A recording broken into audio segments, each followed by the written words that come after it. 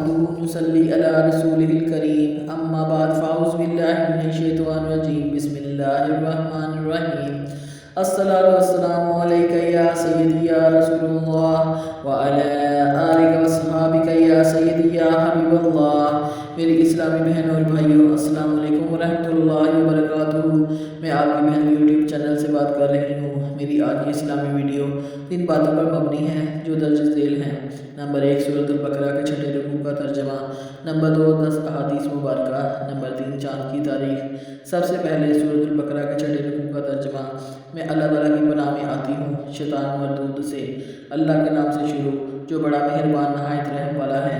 اے اولاد یعقوب، یاد کرو میرا وہ احسان جو میں نے تم پر کیا، اور یہ کہ سارے زمانے پر تمہیں بڑائی دی، اور ڈرو اس دن سے جس دن کوئی جان کسی دوسرے کا بدلہ نہ ہو سکے گی، اور نہ کافر کے لیے کوئی سفارش مانی جائے گی، اور نہ کچھ لے کر اس کی جان چھوڑی جائے، اور نہ ان کی مدد ہو۔ اور یاد کرو جب ہم نے تم کو فرعون والوں سے نجات بخشی کہ تم پر برا عذاب کرتے تھے، تمہارے بیٹوں کو ذبح کرتے اور تمہاری بیٹیوں کو زندہ رکھتے، اور اس میں تمہارے رب کی طرف سے بڑی بلا تھی یا بڑا انعام۔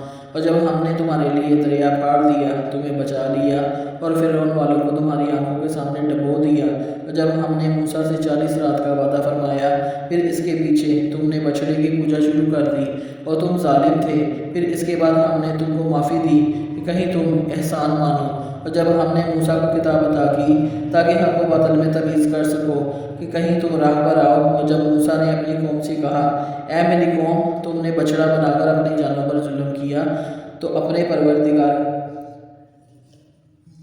کی طرف رجوع لاؤ، تو آپس میں ایک دوسرے کو قتل کرو، یہ تمہاری پیدا کرنے والے کے نزدیک تمہارے لیے بہتر ہے، تو اس نے تمہاری توبہ کو قبول کی، بے شک وہی ہے بہت توبہ قبول کرنے والا مہربان۔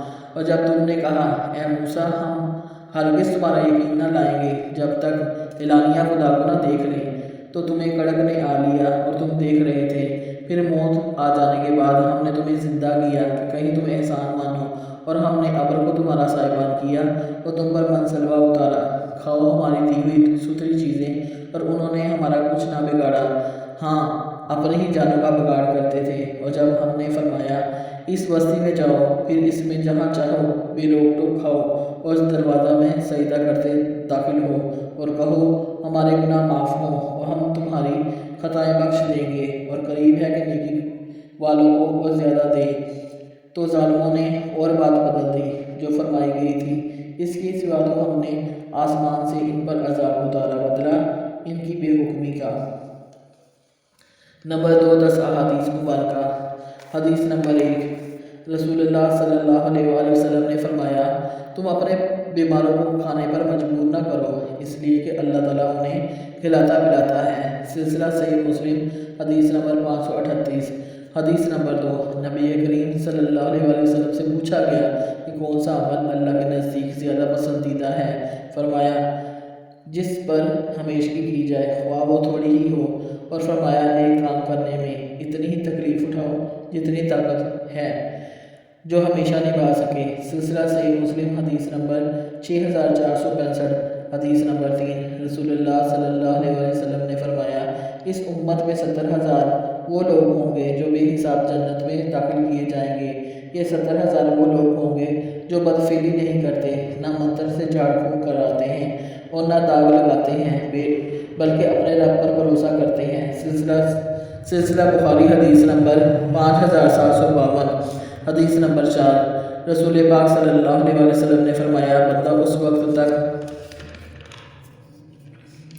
اللہ تعالیٰ کے عذاب سے امن میں رہتا ہے جب تک استغفر اللہ کرتا رہتا ہے۔ سلسلہ مسند احمد، حدیث نمبر 5483۔ حدیث نمبر 5، رسول پاک صلی اللہ علیہ وسلم نے فرمایا، جس کا مقصد دنیا حاصل کرنا ہو، اللہ تعالیٰ اس کے کام کو پھیر دیتا ہے اور محتاجی کو اس کی آنکھوں کے سامنے کر دیتا ہے، اور اسے دنیا سے صرف اتنا ہی ملتا ہے جتنا اس کے مقدر میں لکھا جا چکا ہے، اور جس کا مقصود آخرت ہو تو اللہ تعالیٰ اس کے معاملات کو ٹھیک کر دے گا، اس کے دل کو بے نیازی عطا کرے گا، اور دنیا اس کے پاس ذلیل ہو کر آتی ہے۔ سلسلہ سنن ابن ماجہ، حدیث نمبر 4105۔ حدیث نمبر 6، فجر اور عصر کی نماز۔ حضرت جریر بن عبداللہ رضی اللہ تعالیٰ عنہ فرماتے ہیں کہ ہم رسول پاک صلی اللہ علیہ وسلم کی خدمت میں بیٹھے ہوئے تھے کہ آپ صلی اللہ علیہ وسلم نے 14ویں رات کے چاند کی طرف نظر کی اور فرمایا، سنو، تم لوگ اپنے رب کو اس طرح دیکھو گے جس طرح اس پورے چاند کو دیکھ رہے ہو، اس کے دیکھنے میں تم بھیڑ نہ لگاؤ۔ اگر تم یہ کر سکو کہ سورج نکلنے سے پہلے اور سورج غروب ہونے سے پہلے کی نماز میں سستی وغیرہ سے مغلوب نہ ہو تو تمہیں یہ نعمت عظمیٰ مل جائے گی۔ آپ کی مراد عصر اور فجر کی نماز سے تھی۔ سلسلہ صحیح مسلم حدیث نمبر 1434، حدیث نمبر 7۔ رسول پاک صلی اللہ علیہ وسلم نے فرمایا، بیماری کو لعنت مت کرو، کیونکہ یہ انسان کے گناہ اس طرح مٹا دیتی ہے جیسے بھٹی لوہے کی زنگ کو دور کر دیتی ہے۔ سلسلہ مستدرک الحاکم حدیث نمبر 247، حدیث نمبر 9۔ رسول پاک صلی اللہ علیہ وسلم کا فرمان ہے، نماز باجماعت آدمی کو تنہا نماز پر 27 درجے فضیلت رکھتی ہے۔ سلسلہ ترمذی جلد اول حدیث نمبر 215، حدیث نمبر 10۔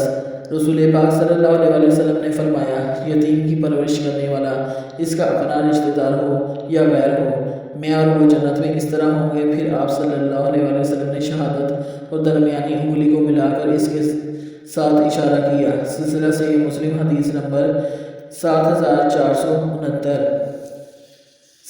اسلامی کیلنڈر، آج چاند کی تاریخ 24 رجب المرجب 1445 ہجری ہے۔ انگریزی کی تاریخ 5 فروری 2024 ہے۔ دیسی تاریخ 21 ماہ اور اتوار کا دن ہے۔